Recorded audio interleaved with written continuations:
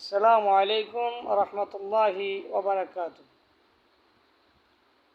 সম্মানিত বাংলাদেশের সমস্ত ইসলামী দলগুলিকে দৃষ্টি আকর্ষণ করে বলছি,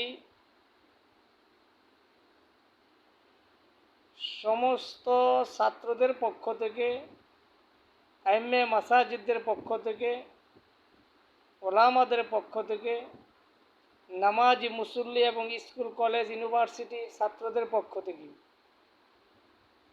আকুল আক্ষেপ আবেদন এবং অতি জরুরিভাবে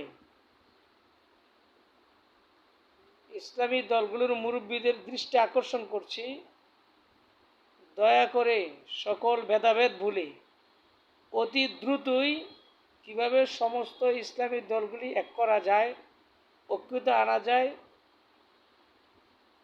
অতি দ্রুতই একটা রেজাল্ট জাতির সামনে যেন উপস্থাপন করা যায়, সেজন্য সচেষ্ট থাকার জন্য সমস্ত দলের মুরব্বীদের প্রতি আমাদের রিকোয়েস্ট।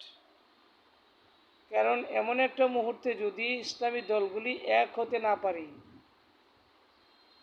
তাহলে এই গ্লানি আমাদের সবসময় থেকে যাবে। তাই সকল ভেদাভেদ ভুলে গিয়ে আমরা ইসলামী দলগুলো